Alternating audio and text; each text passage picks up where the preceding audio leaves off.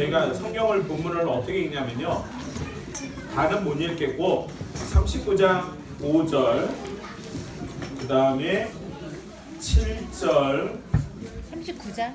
예, 39장 5절 7절 21절 29절 31절 보이는 게 저도 헷갈려가지고 그 다음에 42절인가요?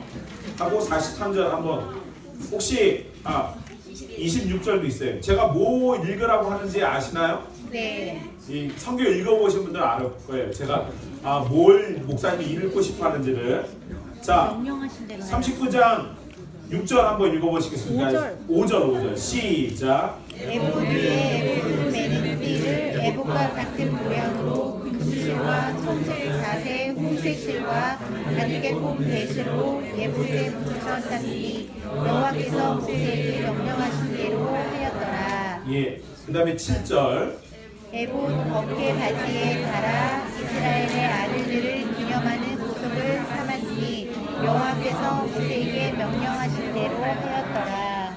예, 그 다음에 21절 시작. 청색으로 흰털고리와 에봇 고리에 꿰어 흰패로 정교하게 짠 에봇띠 위에 붙여서 에봇에서 벗어지지 않게 하였으니 여호와께서 모세에게 명령하신 대로 하였더라. 예, 그 다음에 26절.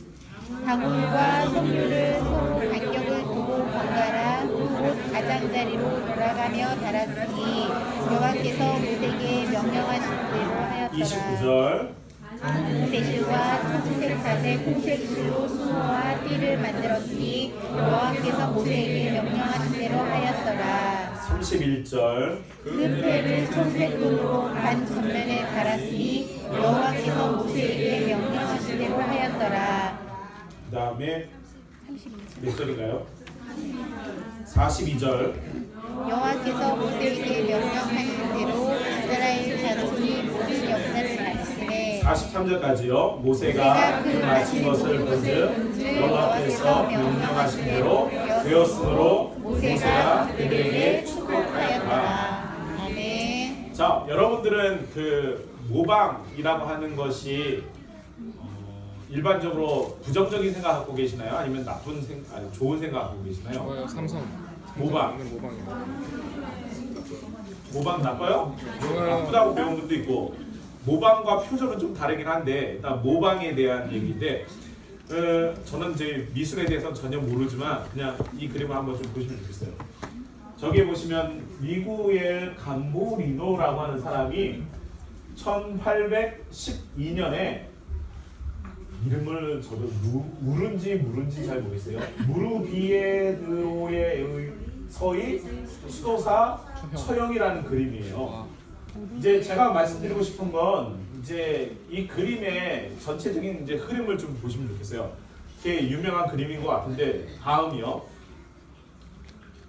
다음 누가 좀 눌러주세요. 보이시나요?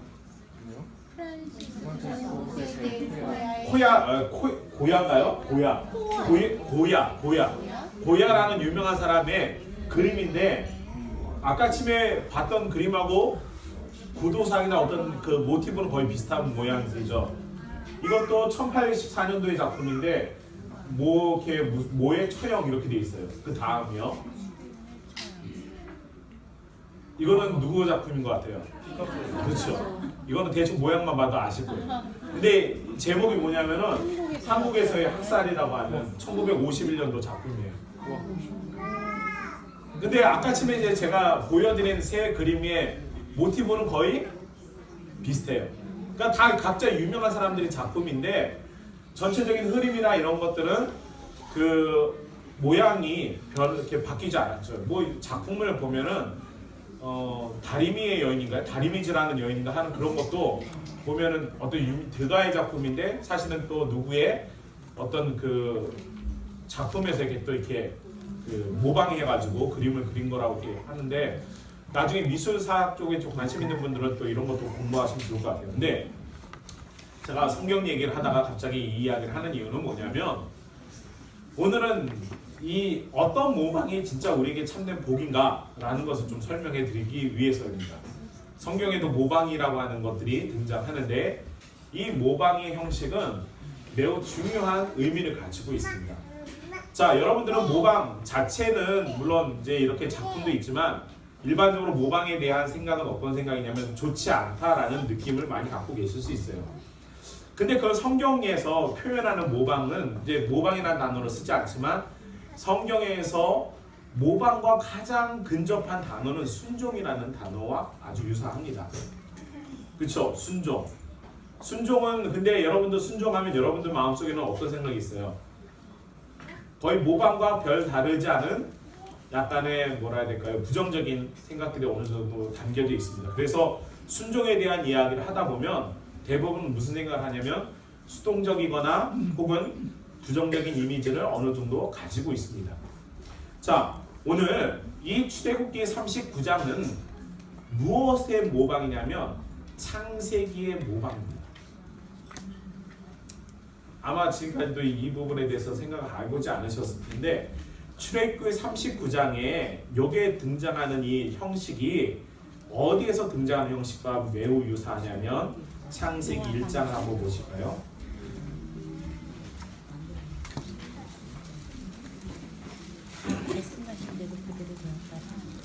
창세기 1장에서 어디에 하고 유사한 것 같아요? 그대로. 예? 그렇죠. 무엇이 그대로 돼요? 말씀하시니 그대로 되니라 라고 하는 말과 아주 유사할 뿐만 아니라 횟수도 같아요. 이게 이제 성경을 어떻게 보느냐가 매우 중요한 시각을 여러분들에게 보여주는데 창세기에 하나님께서 세상을 만드신 방식과 성막이라고 하는 혹은 회막이라고 불려지는 하나님의 거하는 전이 어떠한 형식으로 만들어졌냐면 하나님이 세상을 창조하신 형식과 동일한 방법으로 하나님의 성막이 완성되어져 가고 있다라고 말씀드릴 수 있습니다. 다시 말하면 이 세상에 하나님께서 말씀하신 것 없이 완성된 건 단 하나도 없고 우리가 만드는 모든 것 역시도 하나님의 창조 가운데 이루어지는 것입니다. 모든 재료가 다 완성되어 있어요. 이미 있는 재료지만 그 재료가 하나님께서 여호와께서 말씀하신 대로 완성되어졌을 때 무엇이 등장했냐면 하나님이 거하는 성막이 성전이 완성되죠. 마치 창조하듯이 만들어지고 있는 것을 성경이 우리에게 보여주고 있습니다. 그래서 하나님의 창조의 모습을 따르는 이스라엘 백성의 모습이 무엇이냐면 성막을 완성하는 모습이에요. 하나님께서 만드신 그 창조의 사역에 이스라엘 백성이 마치 자신들도 동일하게 하나님께서 말씀하신 대로 하나하나씩 완성해 나가다 보니까 무엇이 완성되냐면 하나님이 거하는 성전이 완성되었고 성막이 완성되었고 그들이 마치 하나님께서 세상을 창조하신 것 같은 동일한 방법으로 완성되어진 성막을 보면서 나중에 하나님이 거기에 임재하고 계시죠. 여러분 오늘 이 시간에 우리 하나님께서 우리에게 모세에게 명령하신 대로 완성되어지는 이 과정 이거는 순종이라고 우리가 성경에서 말할 수 있습니다. 여러분들은 하나님께서 말씀하시는 대로 완성되어지는 이 성막의 모습을 하나하나 보면서 물론 39장의 세밀하고 또 이 앞에 여러 가지 많은 룰이 있어서 그 성막을 만드는 방법들 매우 복잡하고 난해한 것 같지만 사실은 이 복잡하고 난해한 것의 모든 시작은 무엇에서 시작되냐면 하나님이 그렇게 하라고 말씀하신 것에서 시작돼요. 그러니까 전혀 모르는 상황을 설명하고 하나님이 만들라 이렇게 한 게 아니라 어떤 것은 어떠한 방식대로 만들라라고 하는 그 원칙이 분명히 있었음을 우리는 성경을 통해서 배우게 됩니다. 그래서 어떻게 해요? 처음부터 없는 것을 만든 게 아니라 하나님이 말씀하신 대로 하나하나씩 완성되어져 가고 있는 모습을 성막이 우리에게 보여주고 있죠. 그리고 나서 39절 마지막에 이렇게 말해요. 여호와께서 모세에게 명령하신 대로 이스라엘 자손이 이 모든 역사를 마무리하고 난 뒤에 어떻게 하냐면 모세가 그 마친 모든 것을 본즉 여호와께서 명령하신 대로 되었으므로 모세가 그들에게 무엇을 합니까? 축복을 한다라고 말합니다. 여러분, 하나님의 말씀을 듣는 것에 우리가 순종이라고 하는 용어를 사용하는데 순종의 최종적인 마지막 단계는 뭐냐면 축복이에요. 이 성막이 완성되어지고 난 마지막 단계가 뭐냐면 모세가 그들을 향해서 축복한 것이지만 이 축복 이후에 완성되어져야 될 진짜 좋은 건 뭐냐면 그 축복 위에 하나님의 임재가 덮이는 거예요. 여러분들이 신앙생활 하면서 순종이라고 하는 우리가 때로는 부정적인 이미지를 갖고 있는 이 단어가 여러분들이 하나님이 말씀하신 대로 살고 그 말씀하신 대로 이루어 나가다 보면 어느 순간에 그것이 완성되어지면 하나님은 그 순종을 향해서 축복하여 주시고 하나님의 임재가 더불어 우리와 함께하고 있음을 우리는 경험할 수 있음을 말씀드렸습니다. 근데 이 과정이 매우 중요합니다. 순종이라는 것, 이거는 우리에게는 정말로 필요한 거예요. 이스라엘 백성이 사실은 이 순종을 배우기 전에 무엇을 깨닫게 됐냐면 금송아지를 통해서 하나님의 말씀을 따르는 걸 하나님의 말씀을 따라야 한다는 사실을 깨닫게 된 거예요. 그러니까 금송아지 자체가 중요한 게 아니라 하나님이 말씀하신 것을 순종하지 않았기 때문에 그로 인해서 그들이 진멸하게 되었는데 그 상황에서 하나님의 은혜가 덧입혀졌잖아요. 그리고 나서 하나님의 은혜 속에서 순종이라고 하는 것이 단순히 율법을 지키는 것 혹은 율법을 어떤 따르는 것으로만 끝나는 것이 아니라 그들이 실제로 자신의 삶 속에서 그것을 만들어 나가는 거예요. 오늘 성경에 보면 많은 인물들이 여기에 동참을 합니다. 성막을 만드는 일에 동참을 하는데 그들의 각 재능대로 여기에 동참을 해요. 다시 말하면 하나님이 주어진 삶 속에서 자신에게 주어진 혹은 재능이라든지 혹은 여건이라든지 환경을 통해서 하나님은 성막을 다 만들어 가십니다. 그러니까 어떤 특별한 사람에게만 주어지지 않습니다. 성경에는 많은 사람들의 재물을 통해서 다시 말하면 그들이 갖고 있는 금과 은과 여러 가지 많은 부장품을 통해서 만들어지기도 했고 또 어떤 사람의 재능을 통해서 만들어지기도 했고 누군가의 힘을 통해서 그것이 완성되어진 거예요. 그러니까 이스라엘이 성막을 지으면서 어느 한 사람도 단 한 명의 사람도 제외돼가지고 그 사람 없이 만들어진 게 아니라 모든 사람들이 함께 하나님의 성막을 만들어 나갔습니다. 그런데 여기에서 순종이라는 것이 그들이 배운 것입니다. 이 성막을 만들어가면서 순종이라는 말씀, 다시 말하면 여호와께서 말씀하신 대로 그들이 행하고 그것이 완성된 걸 본 모세가 다 마치고 난 이후에 그들을 향해서 축복하고 이 축복 이후에 출애굽기 40장에 하나님의 임재가 그들 위에 임하는 거예요. 그 성막, 지어진 성막 위에 하나님이 임재하는 거예요. 하나님은 여러분들이 아시다시피 창조주 하나님이세요.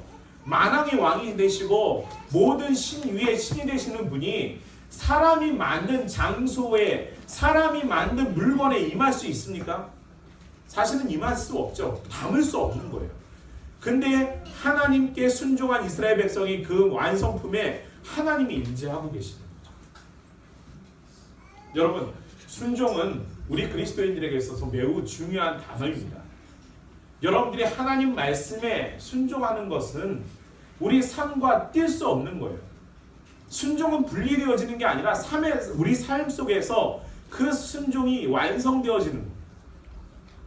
그 완성이 마치 무엇과 견주어지는 거예요. 하나님의 창조와 견주어지는 거예요. 우리가 순종하는데 내 순종이 무엇과 결부가 되냐면 하나님이 세상을 만드실 때 그대로 완성되어지는 그 모습처럼 하나님이 내 순종을 통해서 마치 이 세상이 완성되지는 하나님의 창조 사역과 매치시키는 이 모든 놀라운 은혜를 우리에게 보여주고 계십니다. 그러니 우리가 순종이라는 것 정말로 귀하게 여길 수 있어야 돼요. 하나님 말씀에 순종한다는 건 어떤 의미예요? 마치 내가 하나님의 창조에 동참한 것 같은 그런 놀라운 은혜를 경험할 수 있어요. 그러면 그 순종이 우리에게 무엇을 가져줄까요? 순종은요, 성막이라고 하는 하나님의 임재의 장소가 드러날 수 있게 해주죠. 여러분들이 신앙생활을 순종하면 여러분들의 그 신앙 삶 속에, 여러분들의 그 순종의 삶 속에 하나님의 임재가 드러날 수 있습니다. 오늘 출애굽기는 우리에게 그러한 것들을 제시해 줄 수 있습니다.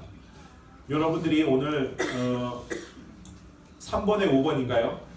내 마음 그리스도의 집이라고 하는 이 표현을 여러분들이 책도 읽어보셨을 것이고, 여러분 삶 속에 그리스도가 오시기를, 그러니까 여러분들의 삶 속에 내 마음에 혹은 내 인생의 집에 예수님께서 하나님께서 오시기를 바라고 하나님의 임재가 여러분들이 원할 수 있잖아요.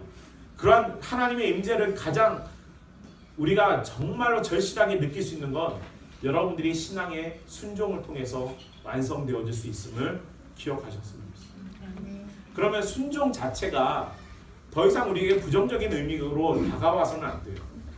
순종이라는 말은 하나님의 임재와 동일합니다.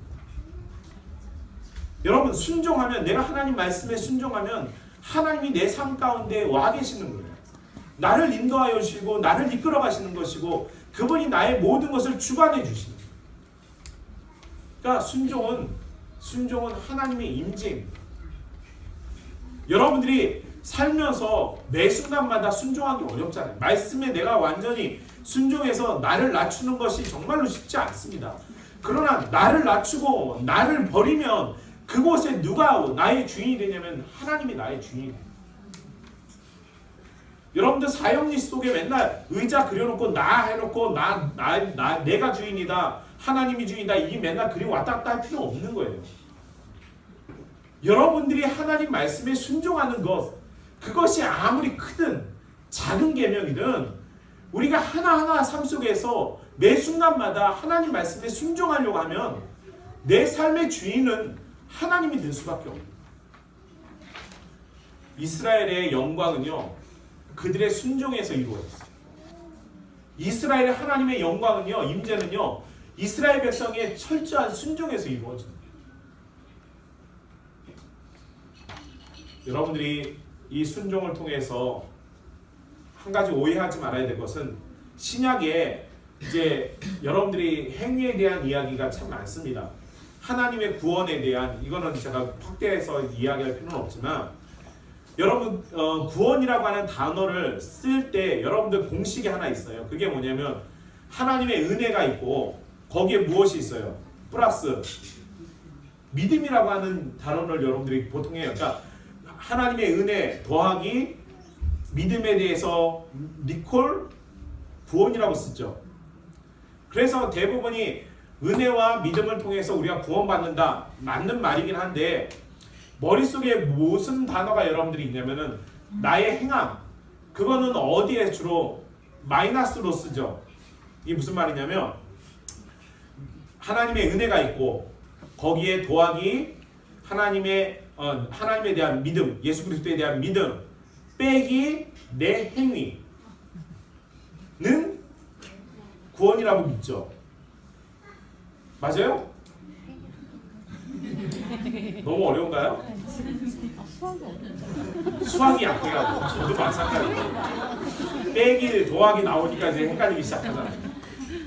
그 하나님의 은혜 더하기 믿음, 그리고 거기에 우리의 행위가 빠져야지만 구원이라고 생각하는데, 이 구약의 이야기를 잘 통해서 제가 왜 구약과 신약이 같은 얘기를 하느냐면은 하나님의 은혜가 있고 하나님에 대한 믿음이 있고 난 이후에 누가 성막을 짓나요? 어떤 백성이? 이스라엘 백성인데 어떠한 백성이? 구원받은 이스라엘 백성이 하나님의 성막을 완성시켜요. 무슨 말이냐면 신약과 구약은 같은 얘기를 계속하고 있어요. 하나님의 은혜와 하나님에 대한 믿음 더하기는 구원과 더하기 우리 믿는 자들의 선한 행위. 순종은 선한 행위예요. 너무 복잡한가요? 아니요. 아니요. 칠판? 이건 칠판 원래 예정이 없었던 얘기예요. 자, 우리가 하나님의 은혜에 우리가 믿음을 통해서 보통은 지금까지 구원이라는 단어를 이끌어냈어요. 틀린 말은 아니에요. 그런데 많은 사람들이 은혜와 믿음 이야기했는데 우리 속에 무슨 생각이냐면 행위는 우리가 말하는 행위 혹은 뭐 일이라고 해야 되나요? 나의 어떤 업적들 여기에는 해당 구원하고는 관계없으니까 우리는 주로 이걸 어떻게 하냐면 빼기로 생각해요. 그래야지만 구원받는다 라고 생각을 했어요. 지금까지. 근데 구약의 이야기나 신약의 이야기는 같은 얘기를 하는데 하나님의 은혜에 받은 우리가 믿음을 가지고 구원을 받는데 구원받은 사람들이 해야 될 일이 뭐냐면 선한 일이에요. 선한 일이 뭐라고 표현할 수 있나? 순종이에요. 순종이란 말이에요. 여러분들이 행위라는 말을 자꾸 행위 구원이 아니라 행위라는 말은 싹 지워버리시고 행위가 아니라 순종이라는 말을 써야 돼요. 구원받은 사람들은 순종하는 사람들이에요. 구원받지 않은 사람들은 순종하고는 아무 관계가 없어요. 오늘 하나님의 구원을 받은 이스라엘 백성이 하나님의 선한 일을 하잖아요. 그게 뭐예요? 순종이라는 거예요. 그러니까 자꾸 오해하시는 게 야고보서는 이 선한 일에 대해 행위 구원을 얘기하는 게 아니라 선한 것을 하라고 가르치는 거예요. 근데 자꾸 우리가 행위를 여기다가 갖다 해결하려고 하니까 문제가 되는 거예요. 성경은 구약과 신약 같은 얘기를 하는 거예요. 제가 왜 갑자기 이 이야기를 하냐면 39장을 통해서 이 출애굽기를 통해서 우리는 하나님이 은혜를 주시잖아요. 잘 보세요. 아무리 믿음이 있어도 하나님의 은혜가 없으면 전제 조건은 하나님의 은혜예요. 이스라엘 백성이 하나님의 은혜가 아니면 사실은 이 이스라엘 백성이 나오지도 못했고 그들은 또 우리가 한 것은 금송아지를 섬겼잖아요. 하나님 멸하시면 사실 끝나는 건데 하나님 그렇게 못하고 뱅뱅 배회하잖아요. 못 떠나고 그들은 혼자 가라고 하지도 못하고 떠나지도 못하고 하나님의 은혜 가운데 그냥 이스라엘이 거저먹는 믿음으로 그들은 구원을 받아요. 그리고 나서 그들이 하나님이 말씀하신 대로 선한 일을 통해서 하나님의 임재가 이곳에 임하는 거죠. 제가 여러분들에게 선한 일을 하자고 하는 건 행위로 구원받는다는 게 아니에요. 선한 일을 하는 건 맞아요. 왜요? 그리스도인들은 하나님을 믿는 백성들은 선한 일을 해야 돼요. 그게 그들의 열매예요. 근데 우리는 너무나도 이 행위에 대해서 잘못 생각해서 구원 전에 믿음에서 그 행위를 빼내려고 하다 보니까 자꾸 문제가 되는 거예요. 근데 구약은 이렇게 우리에게 가르쳐줄 뿐만 아니라 신약도 우리에게 이렇게 가르쳐줘요. 그러니까 예수 믿는 사람들은 무엇 하는 사람들이에요? 선한 일, 순종하는 사람들이 되어야 돼요. 그리스도인들은 순종하는 사람들이 되어야 돼요. 그게 행위로 구원받는 거하고 아무 관계없이 그리스도인들은 순종하는 사람들이 되어야 하는 것이 맞습니다. 근데 이게 너무나도 갑갑한 게 뭐냐면 자꾸 우리가 잘못된 어떤 이 머릿속의 사고방식 때문에 우리가 저것을 제대로 이해하지 못하니까 선한 일을 하려고 할 때마다 주춤 거예요. 내가 정말로 선한 일을 해야 되는가? 그리스도인이라면 당연히 해야 돼요. 그리스도인이라면 하나님 말씀에 순종해야죠. 근데 우리가 그렇게 못하는 이유는 우리가 정확하게 구원관이 명확하지 않기 때문이에요. 구약에 여기 보시면 아시겠지만 구약 성경에 우리가 읽었던 출애굽기에는 하나님의 은혜 아니면 이스라엘이 구원받지 못했음을 분명히 말씀해줘요. 율법 전에 이미 그들을 구원하셨고 하나님의 계획이 그들에게 보여지셨잖아요. 신약에만 구원과 은혜, 하나님의 은혜만 이야기하는 게 아니라 이미 구약에서도 완성되어진 하나님의 은혜가 있음을 분명히 우리에게 보여주고 있는 거예요. 사랑하는 오해의 성공사원 여러분, 우리가 성막을 살피는 건 다시 말하면 하나님이 말씀하신 대로 행하는 것은 순종이고 그것이 선한 일이고 하나님의 임재가 나타나는 일임을 기억하시고 여러분들에게 주어진 하나님이 말씀하신 모든 말씀들, 그 말씀들을 우리가 순종하려고 따라가는 모방꾼이 되시기를 바랍니다. 그것이 그리스도를 드러낼 수 있는 모습임을 기억하시고, 우리 성공 40 세대 되시는 모든 분들이 정말로 하나님의 말씀대로 여러분들이 행동하고, 여러분들이 말씀하시고 생각하시고 사랑하시고 서로 섬겨주시는 그런 모습이 있기를 주님의 이름으로 축복합니다. 기도하겠습니다. 사랑의 아버지 하나님, 감사합니다. 오늘 이 시간에 우리가 주신 말씀을 통해 정말로 이스라엘 백성에게 하나님께서 얼마나 큰 위대한 일들을 보여주셨는가를 깨닫게 됩니다.